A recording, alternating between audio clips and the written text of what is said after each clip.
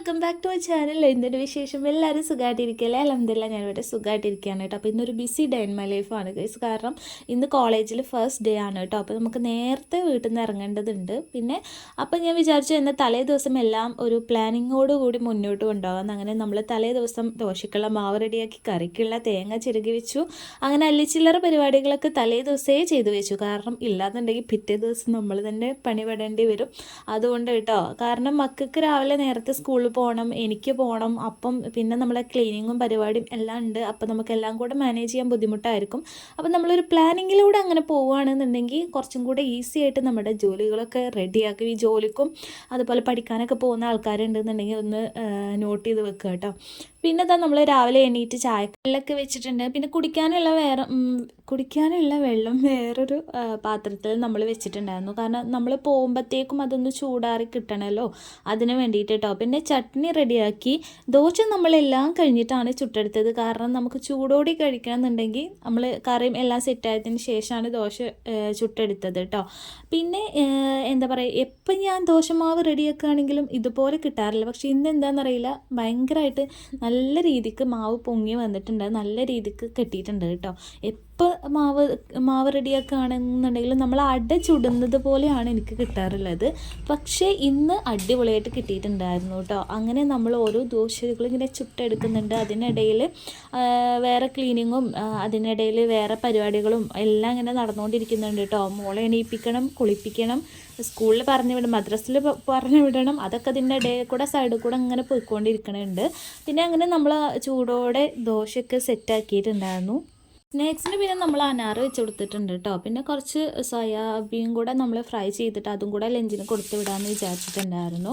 പിന്നെ നമ്മൾ വെള്ളമാക്കലാണ്. 4 ബോട്ടിൽ വെള്ളം വേണം എനിക്ക്, മക്കൾക്ക്, പിന്നെ കാക്കൂനും വെള്ളം കൊടുത്ത് വിടാറുണ്ട് കേട്ടോ. അപ്പോൾ അങ്ങനെ 4 ബോട്ടിൽ വേണം. അപ്പം ഞങ്ങളുടെ 3 പേരുടെയും ബോട്ടിൽ വെള്ളമൊക്കെ ആക്കി കാക്കൂൻ്റെ വണ്ടിയിലാണ് കേട്ടോ ബോട്ടിൽ ഇരിക്കുന്നത്. അപ്പോൾ അതൊന്ന് എടുത്ത് ക്ലീൻ ചെയ്ത് കഴുകിയിട്ട് അതിൽ വെള്ളം കൊടുക്കണം. കാരണം ഇപ്പം നമുക്കറിയാം പുറത്തുനിന്നുള്ള വെള്ളം അത്ര സേഫ് അല്ല. കാരണം പല അസുഖങ്ങളും കാരണം. അങ്ങനെ 4 ബോട്ടിലും വെള്ളം സെറ്റായിട്ടുണ്ട്. ലഞ്ചിന് ഇന്ന് നമ്മൾ ദോശയാണ് കൊടുത്തു വിടണത് കേട്ടോ.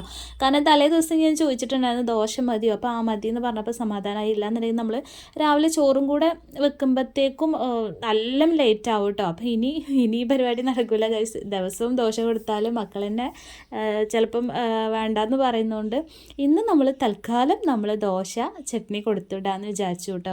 കാരണം നമുക്കിന്ന് ഫസ്റ്റ് ഡേ ആണല്ലോ, അപ്പം അന്നെ നമുക്ക് ലേറ്റായിട്ട് പോകണ്ടെന്ന് വിചാരിച്ചിട്ടാണ് കേട്ടോ. പിന്നെ നമ്മൾ ക്ലീനിങ്ങും പരിപാടിയൊക്കെ വേഗം ചെയ്തു. അതിനിടയിൽ മോള് മദ്രസിട്ട് വന്നു. സ്കൂളിലേക്കുള്ള എല്ലാ സംഭവങ്ങളും സെറ്റാക്കി കൊടുത്തിട്ടുണ്ട് കേട്ടോ. ഇനി പാത്രം കഴുകലും കൗണ്ടർ ടോപ്പൊക്കെ ഒന്ന് ക്ലീൻ ചെയ്യലും അടിക്കലും തുടക്കലും എല്ലാം ഉണ്ട് കേട്ടോ. അതൊക്കെ കഴിഞ്ഞതിന് ശേഷമാണ് നമ്മൾ വേഗം പോയി കുളിച്ച് റെഡിയായി സെറ്റായി വന്നിട്ടോ. ഇത് ഹാഫ് ഡേ ആയതുകൊണ്ട് തന്നെ നമുക്ക് ലഞ്ച് കൊണ്ടുപോകേണ്ട ആവശ്യമില്ല കേട്ടോ.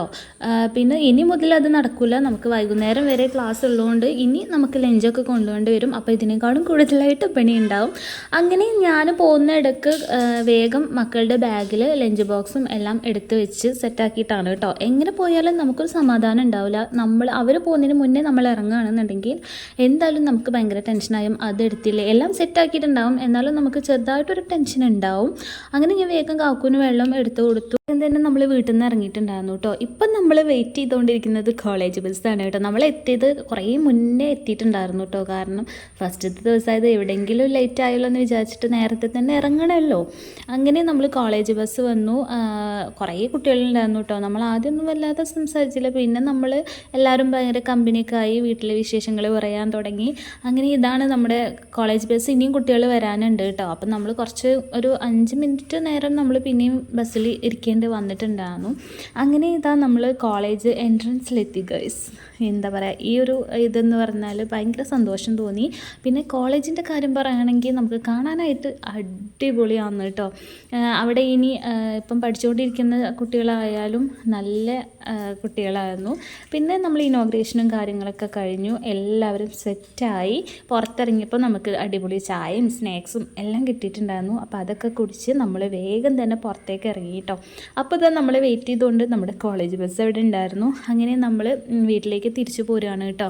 എന്താ പറയുക, ഒരുപാട് സന്തോഷമുണ്ട്. നമ്മൾ എനിക്ക് തോന്നുന്നു ഞാൻ കുറേ ഗ്യാപ്പ് എടുത്തിട്ട് പഠിക്കുന്നത് കൊണ്ടാണെന്നറിയില്ല, ശരിക്കും അതിൻ്റെ ഒരു ഫീല് നമുക്ക് മനസ്സിലാക്കാനായിട്ട് പറ്റിയിട്ടുണ്ടായിരുന്നു കേട്ടോ. അപ്പോൾ ഇന്നത്തെ വീഡിയോ ഇത്രേ ഉള്ളൂ. ഇനിയുള്ള ദിവസങ്ങളിൽ വീണ്ടും നല്ല വിശേഷങ്ങളായിട്ട് വീണ്ടും കാണാം.